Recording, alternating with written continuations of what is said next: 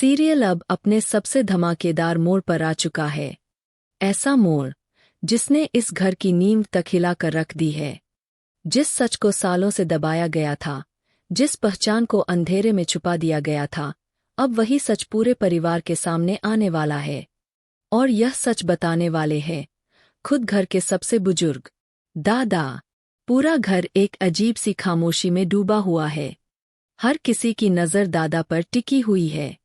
दादा की आंखों में आज कमजोरी नहीं, बल्कि एक अजीब सा सुकून और दृढ़ता दिखाई दे रही है, जैसे उन्होंने कोई बहुत बड़ा फैसला ले लिया हो।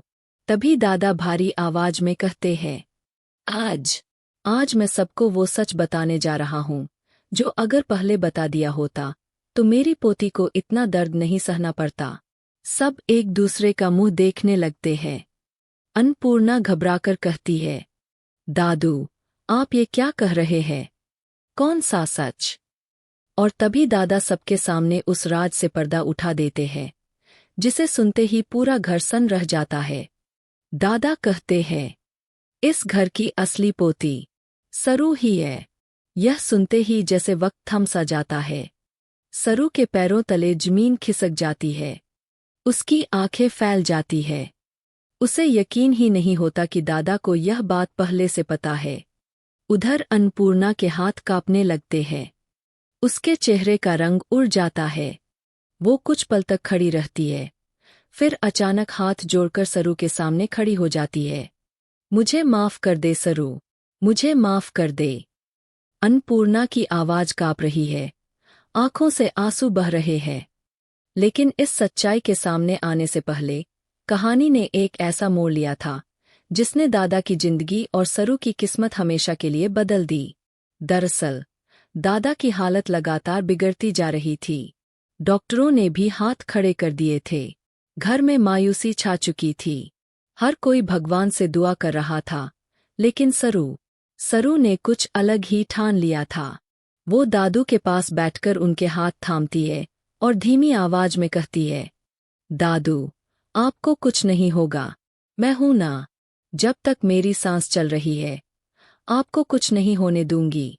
और उसी रात सरू एक बड़ा फैसला ले लेती है। वो दादू को लेकर मंदिर जाती है।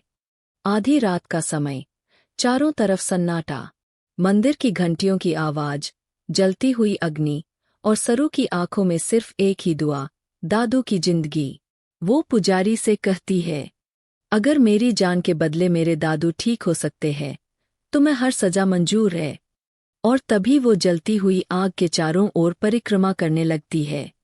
आग की लपटें उठ रही है। गर्मी से सरू का दम घुटने लगता है, लेकिन वो रुकती नहीं। हे भगवान, मेरे दादू को बचा लीजिए, मेरी जिंदगी ले लीजिए।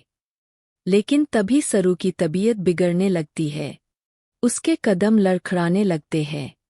वो जमीन पर गिरने ही वाली होती है।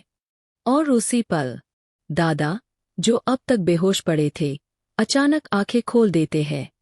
उन्हें जैसे सब कुछ महसूस हो रहा होता है। वो अपने पैरों पर खड़े होते हैं, मंदिर की तरफ दौड़ते हैं और देखते हैं, उनकी सरू आग के बीच में है। सरू! दादा की चीख पूरे मंदिर में गूंज जाती है।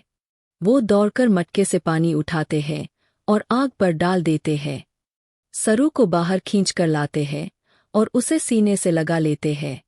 पागल लड़की, तू ही तो मेरी असली पोती है, तू ही है मेरी सरू। सरू रोते हुए दादू को देखती है।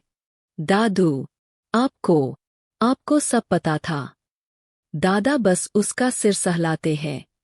यहीं से कहानी एक नया मोड़ लेती है। अगली सुबह घर में पुलिस पहुंचती है। अन्नपूर्णा गुस्से में चिल्लाती है, इस लड़की को अरेस्ट कर लो, इसने सबको धोखा दिया है। लेकिन दादा बीच में आकर गरजते हैं, मेरी सरू को कोई हाथ भी नहीं लगाएगा। पूरा घर सन्न।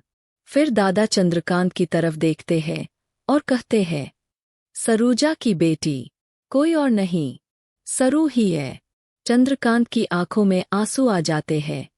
मुझे पहले से ही लग रहा था, इस बच्ची से मुझे अपनापन क्यों महसूस होता था, क्योंकि ये मेरी बेटी है। अन्नपूर्णा टूट जाती है। वो सरू के सामने गिर पड़ती है। मुझे माफ कर दे छोरी, मैंने तुझे गलत समझा। जिसने मेरे परिवार के लिए सब कुछ किया, उसी को मैंने दुश्मन समझ लिया।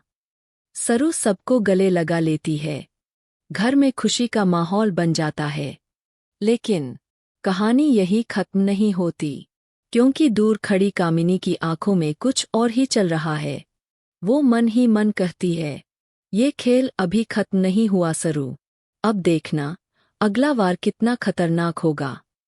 अब सवाल ये है, क्या सरू अपनी मां सरूजा को बचा पाएगी? कामिनी का अगला प्लान क्या होगा? और क्या यह खुशियां टिक पाएंगी? आने वाले एपिसोड्स में ड्रामा, सस्पेंस और इमोशन का तूफान आने वाला है।